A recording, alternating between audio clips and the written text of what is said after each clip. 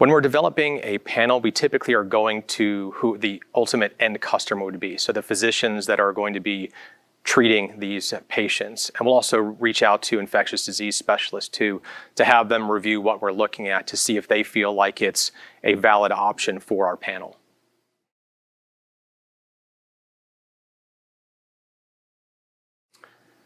When we're doing infectious disease testing, it's really important to be able to provide that physician with antibiotic resistance information as quickly as possible so that they can make an informed decision, not just to know what pathogen they're treating, but with which treatment to go with and to hopefully avoid giving them a medication which might then not work as effectively, and also to help foster that antibiotic stewardship.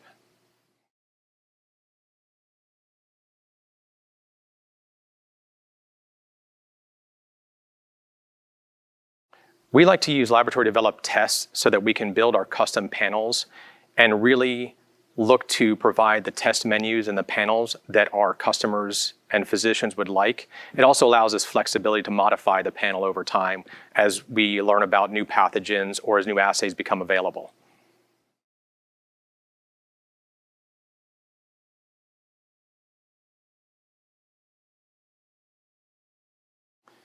The ability to get reimbursed for any test is obviously important to a commercial laboratory. We try to find tests that fit in good with our target markets, that also provide great clinical utility, but also come with a reimbursement that makes it reasonable and practical to provide the test for our patients and physicians.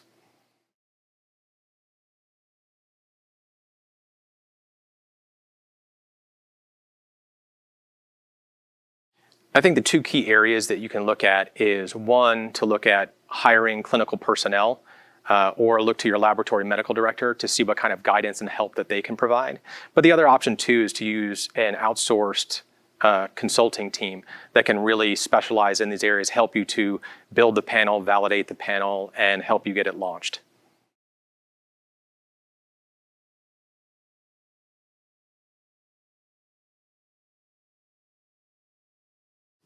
I think when you're switching from microbiology to molecular pathology, I think that personnel is going to be a key issue to make sure you've got the folks with the right experience to help you to perform those tests. I also think that it's going to require obviously some floor space in your laboratory, sometimes with unique requirements that might need their own physical space within the laboratory closed off from the rest of the platforms that you're used to testing. And I think the final piece of that is just making sure that your laboratory information system has the ability to accommodate molecular pathology reports and testing.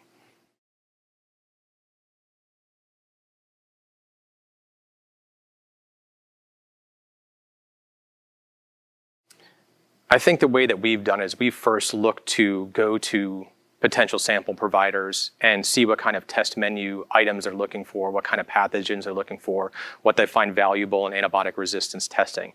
We take that and we also confirm that with our infectious disease physicians, and then we build a panel that's really optimized for those end users. That makes it a lot easier once we validate it and launch it to go back to those same folks and just say, here's what you asked for. And that allows us to get the business a little quicker.